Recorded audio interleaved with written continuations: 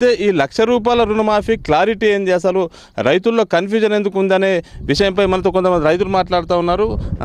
చెప్పండి, ఈ ₹1,00,000 రుణమాఫీ అంటున్నారు, దీన్ని ఎట్లా చూస్తారు మీరు? ₹1,00,000 రుణమాఫీ అంటే ఒకటేసారి ఇస్తే మనకు లాభం అవుతుండే.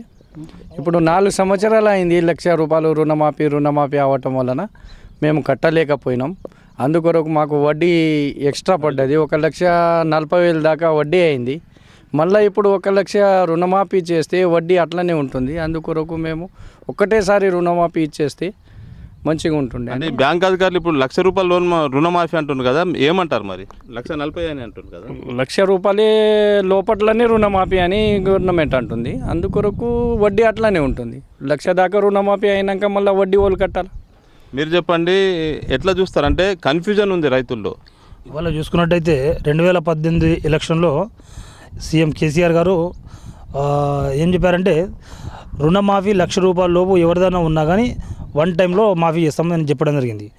ఆశపడి రైతులు ఇవాళ ఓట్లేసి గెలిపించిన తర్వాత ఇవాళ 5 సంవత్సరాలు దగ్గర ఇంకొక 2-3 నెలలు 5 సంవత్సరాలు గడుస్తున్నా ఇంతవరకు రుణమాఫీ కాదు. ఈ మొన్న ప్రకటన చేసిండు రుణమాఫీ చేస్తామని చెప్పిన తర్వాత సుగా ఇప్పుడు బ్యాంకులోకి వెళ్తుందా ₹1,00,000కు ₹1,40,000 రుణం అక్కడ 40,000 ఇంట్రెస్ట్ రావడం జరిగింది.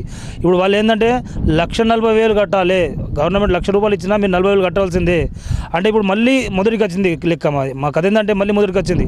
మేము అప్పుడు 1 టైంలో ఇస్తుందా ఇవాళ మేము ఒక బాగుపడుతుంటే ఆ 40,000 మా మీద రాకుండా ఉంటుండే. ఇవాళ బ్యాంకులోకి వెళ్తే 100% ఒక ₹1,40,000 మీరు కట్టాల్సిందే. మేము ఇదే ముందు చెప్తుందా బాగుంటుండే, మేము రెన్యువల్ చేస్తూ మా వడ్డీని మేము తగ్గించుకున్న ఇది ఉంటుండే. కానీ ఎక్కడ మేము కడితే ఎక్కడ మోసపోతామో మళ్ళీ రుణమాఫీ రాదనుకొని మేము కట్టలేక అట్లనే ఉన్నాం.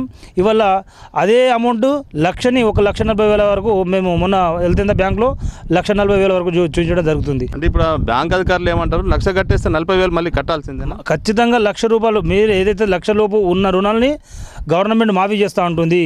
ఆ మిగతా అమౌంట్ ఎంతైతే ఉన్నా 30,000 ఉన్నా 35,000 ఉన్నా 40,000 ఉన్నా అది కట్టవలసిందే. అది కట్టకుంటే మళ్ళీ మీకు రెన్యువల్ చేయం, మీకు లోన్లు వేయమని చెప్పడం జరుగుతూ ఉన్నది. మేము డిమాండ్ చేస్తూ ఉన్నాము. 2018లో ₹1,00,000 తీసుకున్న వారి వడ్డీతో సహా ప్రభుత్వం చెల్లించాలి, మాకు న్యాయం జరిగే విధంగా చూడాలి.